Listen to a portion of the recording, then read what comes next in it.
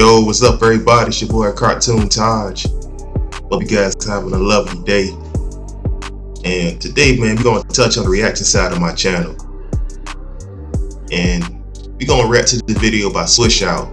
You know, subscribe to the channel. I think one of the best commentary basketball channels on YouTube. Swishout. Shout out to him. I have the link to this video down below. And today, we're going to be talking about we were warned about Jimmy Butler. Jimmy Butler, of course, in the headlines as of late, wanted out of Miami, man. Kind of doing a lot of antics, kind of crashing out a little bit. Pat Riley about trying to leave Miami. He don't want to be here. He either change his hair color, his shoe color, trying to do subliminals and everything like that. So we really gonna see what Swishout has to say about it in this video. And you guys make sure to like, comment, subscribe to the channel if you're new, and let's get right to it. For Larry Johnson, $80 million for Chris Webber, $65 million for Anthony Hardaway. What do you make of those prices? Well, I think those guys, as you said, have gotten some lucrative contracts, and I think it's due to their leverage. Basketball's still the game, and you should love the game for the game and not really worry about the financial part of it. It's going to take care of itself. So hopefully the big contracts don't take away for the love of the game and the way the fans perceive it. All right, man. This was Michael Jordan in 1994, while temporarily retired, talking about some of the massive contracts players were getting around that time. With the help of Michael Jordan, the brand was rapidly growing, and the players, they were reaping the massive benefits from it. Now, even when I look at the contracts back then and what was actually considered to be large at that time, it's actually insane to view 30 years later. Brian Gumbel said $84 million for Larry Johnson, which was the biggest contract signed at that time, and $80 million for Chris Webber and $65 for Penny Hardaway. But all of those contracts, they all were a decade plus long. So annually, they weren't even touching 8 figures back then. At the time of that specific interview, these were the largest annual salaries at that time.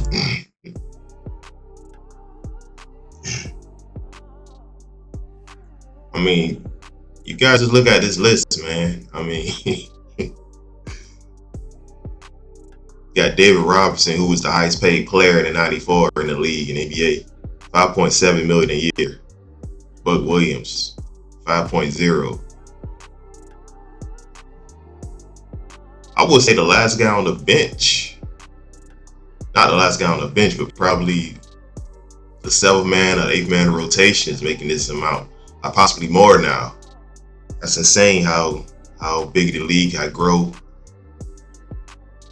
how just enormous, you know, the popularity of the sport has become when it comes to, you know, the endorsement side of the game, the mass appeal worldwide. That's really what it comes down to, because you have a lot of international stars, you got international players coming in, and it just goes to show you that '92 Dream Team really opened up everything. Because just look at this, man. This is, and these are at that time, bro. You talking about? Look at Jordan's number 6, $4 million a year. He's Michael Jordan for $4.0 million a year, $4 million a year. Are you serious? It's crazy work. It seems like back then, contracts were way longer and players harped way more on long-term stability. Currently, these are the highest paid salaries 30 years later. It's 30 years later. Sorry, if y'all can see, it's 2025 on my end, by the way. I'm gonna have to like adjust it on my OBS, but the highest paid players 2025. Steph, of course, $55.7 million a year. Joel Embiid, $51.4 million a year. Nikola, reigning 3-time MVP, $51.4 million. KD, $51.1. Bradley Beal. Funny, Bradley Beal top 5. Yeah, it's crazy work. Cat's number 8. I guess that's why Minnesota kind of want to trade away Cat. D-Book, 49. Jaylen Brown, of course. Wait a minute. I thought I thought Tatum would be on this list. Ain't Tatum the highest paid? Paul George, Kawhi, of course. Of course, the Clippers had those two guys. Yeah. And what Mike said about contracts and how they may possibly affect the game ultimately turned out to be 100% true. Well, Coach was in here saying he wants to get you more on the point and get you more activated. So is that something that you're amenable to? And is that something that might be necessary to get you back closer to the top of your game and your form? That ain't gonna fix it. What will fix it? What do you want to see happen to fix it? What do I want to see happen? I want to see me get my joy back from playing basketball. Things didn't work out. I wanted to get paid. They weren't talking. So, you know, it is what it is. Now you move on. Now, someone can easily say, well, Michael Jordan wouldn't understand because he was spoiled financially being the best player in the world. And, well, they would be right. Mike's sidekick, Scottie Pippen, he basically had a contract standoff throughout the 90s after the salary cap grew, players less accomplished than him got bigger contracts, and he was still locked into a long-term deal he signed that happened to age. Say what you want about Scottie, man. I don't know if y'all can see. Look at the numbers in this game. 11 to 19 from the field, 27 points, 9 boards, 3 steals, and 4 blocks. He was hooping. He was hooping with the Bulls, man. Got to give it to him. Terribly. I had a big falling out with Jerry, I think, this summer for the final time. And I just know right now that, you know, my mindset of putting back on a Chicago Bulls uniform is not going to happen. In 1997, Michael Jordan was making more than double of what anybody else. Look at this list. Unpaid, pimping, highest paid players in 96, 97. Okay, you see the league. MJ's back, so you see the league's progressing again, and the salary's going up. Now Jordan, rightfully so, was the highest paid player in the league at that time. Horace Grant, number 2 with $14.8 million. That's crazy. Reggie Miller, he was hooping during that time. Shaq, Shaq. The Glove, Gary Payton, the Dave Emerald Robinson, 9.9 million. Horace Grant number 2 is crazy. He was paying Horace Grant. He was a good power forward, but come on, $14.8 million. And the entire NBA was making is still insane to me. Do you know exactly where Scottie Pippen ranked at that time? He was 128th and 6th on his own team. A year. Once that money hit, it affected the players because anyone in any industry, they want to be compensated well. I don't care how much they love what they do. We seen it on The Last Dance. Scottie Pippen not getting paid that much. You know, you got signed the same contract. I can't say it verbatim because I don't know if it's, I'm saying the actual number, but it was the same multi-year deal. Pennies on the dollar during that time period. But hey, I mean, it's a contract you sign, really. You know what I mean? Was Scottie a first round pick? I can't remember. I was the second round. I think he was a first round. Man, I gotta look this stuff up when I get time. 3 decades later, even after players have already been compensated well, and now they're well into their 30s where new contracts typically age terribly, they still have the exact same mentality as they did in the mid-90s where this kinda all started. Today's video is sponsored by SeatGeek. It's January, which means all only LeBron James. That is more whether or not for a limited time only. Young Stephen A. Smith. It is about whether or not you're box office. You are must see. And there is nobody in this league, maybe outside of LeBron James, that is more must see than Kobe Bryant. Reportedly over the summer, Jimmy Butler wanted a 2-year contract extension, and this seems to be where the issue lies between he and Pat Riley. Now, Jimmy is definitely an older player, and he also hasn't even been the healthiest player, and he always seems to coast through the regular season. But in the playoffs, where it matters most, that's where Jimmy Butler really has his leverage. Nobody has really been more reliable or more of a playoff riser in that span since Jimmy Butler put on that jersey 5 years ago. Again, that's really where Jimmy has his leverage. I make your team dangerous when it counts. In fact, since Jimmy Butler joined the Miami Heat 5 years ago, these are the stars with the most playoff wins in that span. Jimmy. I mean, just look at that, man. Most NBA playoff wins from stars. Tatum, 52 wins. Jalen, of course, 51. They're together. Finally over the hump. Won the Celtics championship last season.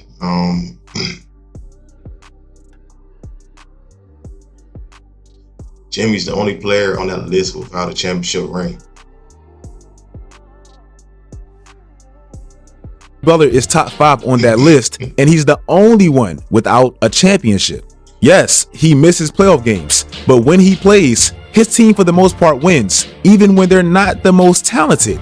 These are the NBA stars with the highest win percentage in that span, and yes, again, Jimmy's in that top 5, and he's the only one without a championship. To me, that speaks more about what's been around Jimmy Butler, and to me, that highlights his greatness. His teams always seem to be an overachieving team with a great coach, one special player around that time, and a massive talent disadvantage. That goes on Pat Riley. Pat Riley hasn't really been able to develop that roster well enough to actually give Jimmy Butler a chance to win a championship, and he should be held accountable for that. 3 conference finals appearances, 2 NBA finals, 1 #1 seed, and his best running mate has been streaky Bam and Tyler Hero. And the best pickup has been Kyle Lowry and Terry Rozier. That's insane. Even with that being the case, Pat Riley not wanting to give Jimmy Butler any more max dollars than he has to, it does make perfect sense, and this year proves it. I played you a video of Vintage First Take talking about Kobe Bryant and how at the tail end of it, you just seeing that little clip where everybody celebrating. You know, with the introductions, man, look like you see Duncan Robinson. See Duncan Robinson happy, man. Jimmy, you could just look at his face, man. He do not want to be there. That's how bad it has become now. Then he has to, it does make perfect sense, and this year proves it. I played you a video of Vintage First Take talking about Kobe Bryant and how at the tail end of his career, he was beginning to get that narrative of being overpaid. Some people thought Kobe always taking the max and as much money as he possibly could was actually sabotaging that team. And ironically enough, his situation contractually as he got older was very similar to Jimmy Butler now. In 2010, right before he won his final NBA championship, Kobe signed a 3-year extension, making him the highest paid player in the league in that span. In 2021, 1 year after Jimmy Butler dragged Miami to the NBA Finals, surprisingly, he signed a 4-year contract extension, the deal he's currently on. In 2013, after Kobe's contract was up, the Lakers gave him 1 more 2-year max deal, making him the highest paid player in that span again. Kobe Bryant at that time was 35 years old. Jimmy Butler over the summer wanted another 2-year contract extension, and right now, he's 35 years old. You were very touched by the Lakers contract that they offered you, and there's people out there, it's been a mixed reaction. You know, there's people who've thought that you deserve every dollar you got, you earned it, and you mean so much to the Lakers franchise, to the league in general. There's people who said that this might put the Lakers in a tough position to be able to field a contender.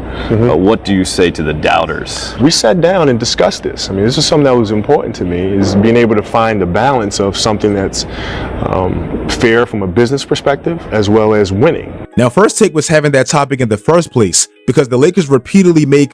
Okay, this is the 2012-2013 season. Of course, rest in peace, Cove, number 1, 27.8 million. Dirk, 20.9 million. Carmelo, and the Knicks had Melo and Stoudemire, both 3 and 4 the highest paid players on the same team.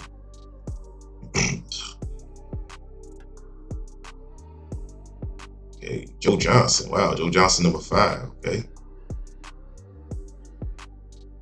If you look at the Lakers, man, the top 3 highest paid players in the top 10. D. Howard, Paul Gasol.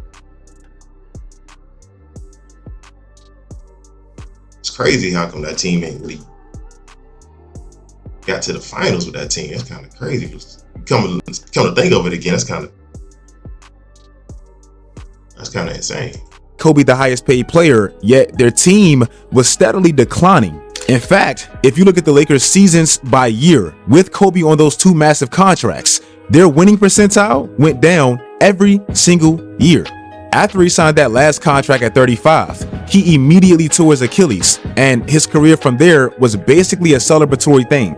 But Stephen A, in that clip I played you, he said something to me that really stood out. He emphasized how important it is to be box office when getting these max deals. And he said Kobe's the most box office player in the league outside of maybe outside of LeBron James. At that very time Stephen A said that, Pat Riley had that very same guy on his team winning championships. And Pat Riley could care less. He's going to operate his system however he wants. And he really doesn't care how box office you are.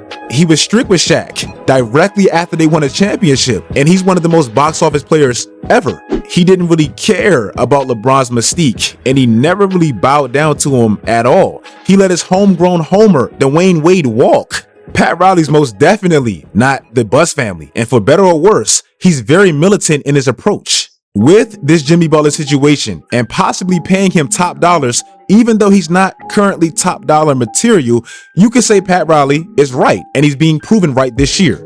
These are some of the oldest players in the league, earning some of the most money this year, and this is exactly where their team stands. Nobody's even a top 3 seed. The errors have clearly flipped, and respectfully, that does hurt Jimmy Butler's case. Now we're in this weird PR battle with two basketball figures who both have janky track records to some extent. It seems like Jimmy Butler has been a little problematic wherever he's been, and Pat Riley clearly rubs all of his stars the wrong way at some point. But to me, you can tie all of this back to what Michael Jordan said in 1994. I think you have to be very careful that the jealousies doesn't lead to bad exposure of basketball. Basketball is still the game, and you should love the game for the game and not really worry about the financial part of it. It's going to take care of itself. So hopefully the big contracts don't take away from the love of the game and the way the fans perceive it. If you guys like this video, I'm just ready for this Jimmy Butler saga to be over. Tell me in the comment section exactly what you feel about the situation. Miami Heat fans, I'm sorry. Follow my social media sites, turn on post notifications, do all that great stuff, guys. And until next time, as always. Oh man, that was a great video by Swishout. I have the same video linked below. You guys make sure to check it out on your own if you want to watch it. First off, I appreciate y'all watching it with me. And check out more of his content. I have a link to this video below. Make sure to subscribe to this channel, show him some love. Yeah, you know, the Jimmy Butler situation is not something new that we see in sports all the time. We see the contract situation with T.O. and everywhere he was at. When he was in the NFL, with Terrell Owens, when he was with the Eagles, with the Cowboys, you know. You know, if he ain't get his money, he ain't get his paper, he gonna deal. And, you know, we seen the same thing again. When you pay a player, an older player, you know, of course, you know, you got some guys in this league like LeBron, like what Lakers doing now. He's still playing well. He ain't LeBron, but he's Kobe back then. Got the box office appeal. You know, Steph Curry with the Warriors, you kind of want to keep them around because they make, you know, still bringing fans to the seat. They're still bringing money. You're still recouping on the money that you're paying them, really. In Jimmy Butler situation, you know, he's one of the biggest stars in the league. But is Jimmy Butler box office? I don't know. You know, Jimmy Butler, to me, when it comes to the playoffs, he's one of the greatest playoff performers that league has seen. You know, he hasn't got a rank for it because of his supporting cast, but I think that overall he has to you know, it's a nasty situation in Miami between him and Pat Riley. You know, Pat Riley is Pat Riley. He was doing this for decades, for like 50,000 years, man. He got his way. He don't care who you is. He did to LeBron. LeBron got out of there. He got Wade out of there. He didn't care. So, you know, for shit, but hell, he don't care about Butler, Jimmy Butler. So, this a nasty situation. I would say this though, if you're Jimmy Butler, the more you have those antics and the more that you kind of do certain things to try to irk Pat Riley or irk the organization, you know, yeah, you got leverage, but they have leverage too, because they don't have to trade you, or they'll trade you to a team, a bottom feeder, or a city you don't want to go to. Like, they might ship you to, let me guess, what's a team that you don't want to go to? You know, you might ship you to Toronto. You know what I mean? You might ship you to a team that you're gonna be losing, and you might get your money, but you're gonna be losing. You know what I mean? And Jimmy Butler's the type of player, he loves winning, man. He has that winning hunger mentality. You know what I mean? So this is gonna be interesting, man. I'm glad you guys liked the video. You guys make sure to like, comment, and subscribe to me. If you guys want any artwork, man, hit me on my Instagram. I got the links below. You guys artwork with your favorite ball player. I know you guys hearing the siren, man. I'm in the trenches. You guys want it with your favorite ball player, favorite star, anything, your favorite cartoon character, anime character, just hit me up, CartoonTaj, and I'll draw you with your favorite whoever. If you guys want to go on TikTok, TikTok's back, and see my animations dance. You want to get drawn with your favorite anime character and have y'all dance and get animated together, hit me up on TikTok. Just follow me just for the enjoyment of my content. Or, you know, if you want to hit me up on Twitch, I'm trying to grow my Twitch. Get dropped off in 2K or Madden or any other video game that I can buy that I can beat you in. Hit me up on that too. You guys have a great day. Peace.